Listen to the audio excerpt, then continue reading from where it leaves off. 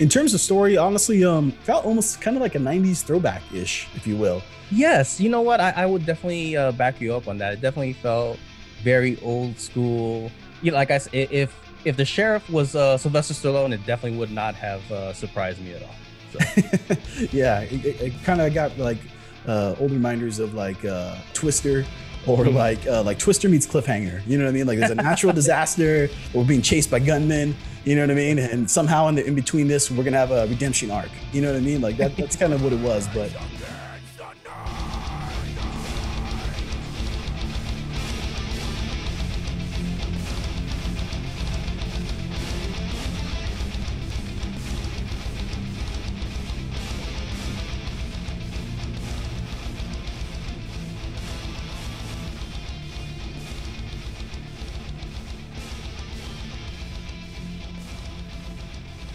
Oh man, I don't want to be too harsh on Angie here, but boy, this thing fell out the gate right away.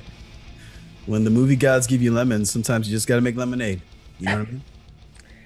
I don't know. This is very bitter for lemonade, All right, whatever. man. Well, here we go.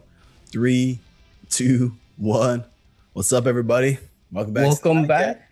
Welcome back to the nightcap, or as I Yeah. like to call it, the people's honest movie review, voice of the voiceless.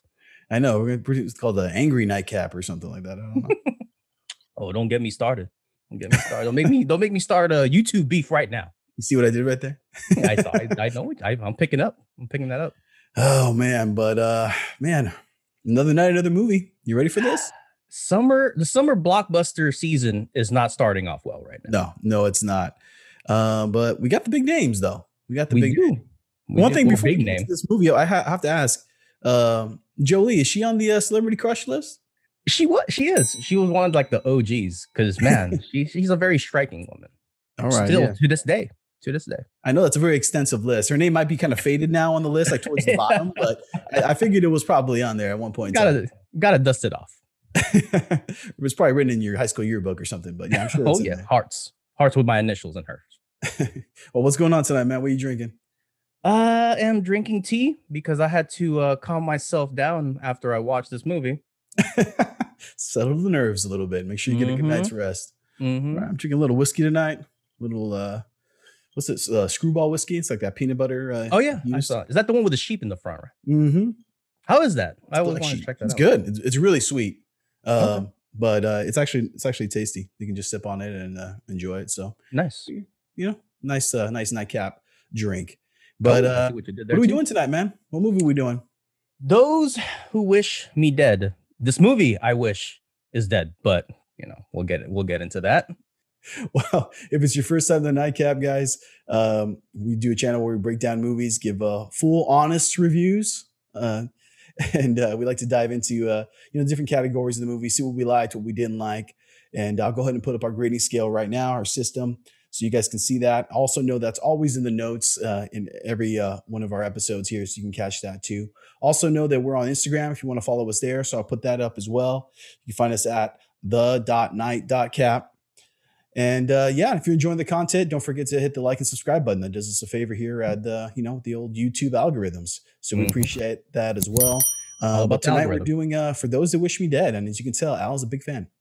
Oh yeah. The biggest fan of this movie. It was tough for me to get through. I almost literally shut it off in the middle, and even if I shut it off in the middle, it would have been the same because it didn't really finish the story, like I said before. Let's get into this movie. Mm. For Those That Wish Me Dead. So Hannah Faber, Jolie's character, is a firestorm jumper, I guess is Mhm. what she is. Haunted With a past. kind of little bit of a troubled past, right? She's got some kind of some guilt, some situations and decisions she made in the past may have cost some people their lives. And so now she's Mhm. kind of, you can tell she's kind of distraught in the beginning of the movie. When she's out on a tower watch by herself, when she runs into this young man, Connor, who's on the run from two gunmen. And With a yeah, deadly secret. chaos basically ensues from there. So what'd you think about the story? I hated it. I gave it a 4 because Okay. it's absurd. There, I said it. It's literally absurd. You know, fire jumper, firefighters, haunted past, very cliche. Then literally just runs into this kid with a deadly secret that we never find out what it is, And then and then she has to evade not just two trained assassins, but literally a raging forest fire that's literally moving like at 40 miles an hour. In terms of story, honestly, I didn't necessarily hate it. I kind of like the simplicity of it. But there's just too many holes in terms of exposition that it looks like was a conscious choice from the director, Taylor Sheridan, that Really? you never get resolution, or you never get a lot of the motive of what's really going on here. I think he did that on purpose, so that maybe he thought you could just kind of focus on the character arcs, Hmm. except there's not really any character arcs either. The characters No, are kind I of was about to are who we say. meet them in the beginning. Then when the story ends, it's kind of is what it is. And so, yeah, I give it a 4 as well. You know what I mean? It's just there's not really too much you can say about it. It felt almost kind of like a 90s throwback ish, if you will. Yes, you know what? I would definitely back you up on that. It definitely felt very old school. You know, like I said, if the sheriff was Sylvester Stallone, it definitely would not have surprised me at all. So Yeah, it kind of got like old reminders of like Twister, or mhm. like Twister meets Cliffhanger. You know what I mean? Like there's a natural disaster, but we're being chased by gunmen. You know what I mean? And somehow in between this, we're gonna have a redemption arc. You know what I mean? Like that's kind of what it was. But let's just move on in terms of like the actual production of the movie. I don't have a ton of notes on it. Same. One thing I do have, a lot of CG fire, which at times did Mhm. kind of stand out to me. I mean, it looked for the most part the fire looked okay. I like the sweeping shots of like, the forest and Montana. The score was kind of it wasn't memorable. I gave it a 15 out of 20. It didn't take me away from the movie at all. So, yeah, nothing too bad for me. It took me out a little bit, like I said, and then also to like the explosion scene at the guy's house, his boss that we never meet. Mhm. That house you could tell is very CG as well. So I Right. give it a 14. I don't know. I wasn't impressed. Uh, yeah, I don't know. In terms of that, I mean, there's not a lot of stunts, though I will say a very tough 45-year-old Angelina Jolie does jump out of a fire tower and walks it off. Yeah, well, she kind of slowed her descent down with that rope thing, but yeah, she literally fell. That had to be 50 feet at least, like to the very bottom, even if it was midway. But she's a tough old broad. All right. She really is. Well, let's get into the performances, dude. What'd you think of Jolie as a Hannah? Uh the acting, I give it a 20 out of 30. It wasn't awful. And I don't know. It kind of threw me off because I thought I heard like a southern accent from her in the very beginning. I could be wrong, but then it disappeared throughout the movie. The John Berthel as Ethan, I liked them. I actually liked them from The Walking Dead and from the Punisher TV Netflix series. And I hate movies that have little kids as one of the main characters just because they never have the as good as acting chops as like, the adult actors obviously. But Finn Little as Connor did okay. I wasn't like it wasn't awful.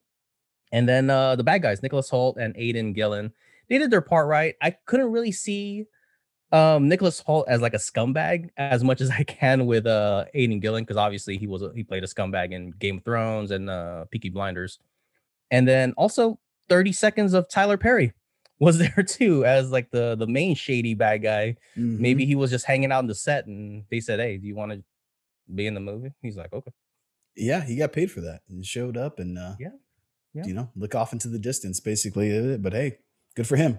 And like I said, I still think he should have showed up in drag. I think that would have helped. Keep a Medea. low profile. You never know who's Like, watching. Even though we don't really know who he is or who he works for. But anyways, I digress. Into the performances, I actually didn't think they were that bad. I give it a 22. okay. The actors in general, I thought they did well with what they had in terms of the script and the story. It wasn't their fault that there's giant holes in the plot that we never get filled in. But yeah, in terms of performances, but I will say Jolie as this kind of roughneck, fire, Mhm. skydiver, jumper girl. I don't know. It kind of stood out to me a little bit. I just kind of had a hard time believing it. In the beginning, they show her with their crew. You know what I mean? It's kind of like rough and Rough tumble Riders. guys. And one of these is not like the others. And it was just she definitely stood out. Even though I she was get- surly, I get it, but she they were definitely, heckling that beta male like in the bar, which was yeah. I found hilarious. That was like the funniest part of the movie for me. Yeah, And he's vaping. in terms of the bad guys, I actually liked them. I thought both of the characters were pretty good. I like that they were capable. They're not these Mhm. bumbling bad guys like in a lot of movies that can't figure out what they're doing. If you're supposed to be professional killers, I expect to see that, and they kind of Right. pulled it off. Um, But if anything, I think maybe the movie had too many characters. I almost wonder Oh if they yeah. maybe try to cram in a little too much. If maybe less would have been a little bit more. But maybe we could pivot from there and talk about the directing and some of the choices that this director made.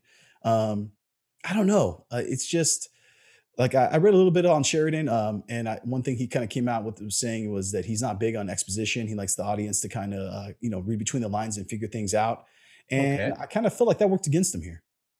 Well, if he was trying to let the audience figure it out, at least give us some clues to kind of guide us because I was lost and not like in a good way, like intended where I'm like trying to figure it out. No, I'm like this literally there was no resolution to this movie.